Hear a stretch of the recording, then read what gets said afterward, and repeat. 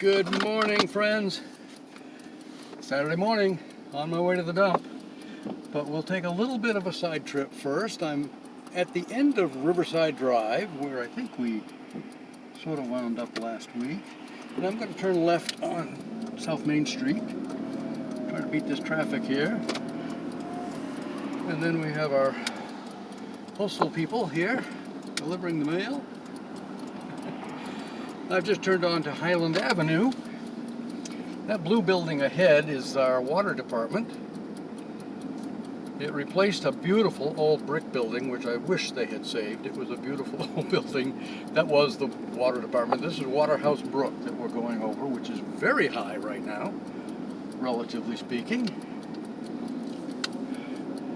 And up behind here is the lower end of Elm Street School's playground, athletic field, whatever. We're going to stay right on Highland Avenue. This white trailer here, mobile home, there used to be a house there, big house there. When I was a kid, the Prey family lived there. My mother was born in that house, 1926. This is Highland Avenue. Where Ken Carlin lived, our postmaster for a while. Yates Street goes off to the left here. Thelma and I lived in that first building on Yates Street for the first year of our marriage. And here we are on Elm Street. This house right across from us was where the Harper family lived when I was a kid. And then the brick building was where Mrs. Pulsifer lived, which was one of our teachers. And then this house next to it is on the lot where the old Elm Street School was, and I do remember that building. This is Upper Myrtle Street. It's a dead-end street now. They stopped it where it went across the railroad track.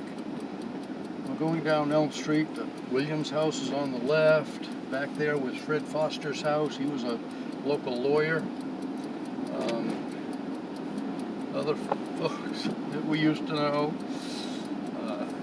I'm going to turn right here after we go across the railroad. This is the big railroad crossing in town where the train station is, or was. We're going on to Judson Street, which cuts over the hill here. This is sort of a road that you don't take unless you live here, sort of. It's sort of a little shortcut, but it's kind of a blind hill and turn here. Big old homes up here. Most of them good-sized homes. And we will turn right down here and go off on another little dead-end street called Grove Street. I haven't been out here for a long time. We had friends, the Benedicts. Al and Rita Benedicts lived out here when we were young adults. They were good friends of ours. We spent some time with them in Florida on one of our concert tours. I think they lived in this last house on the left, but I'm not sure. So I'm just going to turn around here. Try not to bother anybody. Don't see anybody out and about yet, so we'll just make a quick little turn here.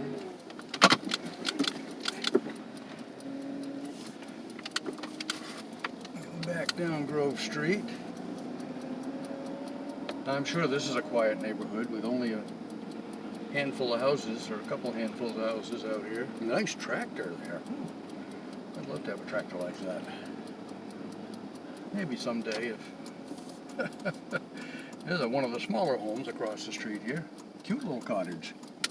I'll go down onto Lewison Street and come back that way.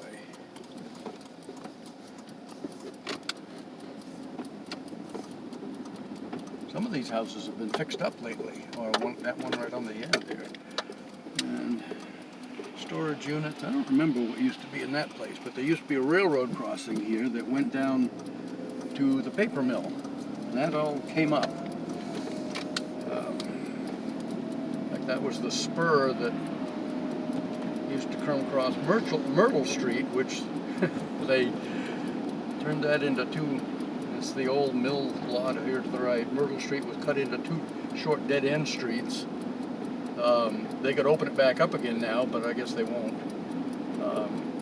Here's the old Elms Hotel. Here on the left is where the Advent Christian Church was. That little tree out front is all that's left of that property. I have a short video of when that was taken down. I'll have to find that. Have a good day, folks.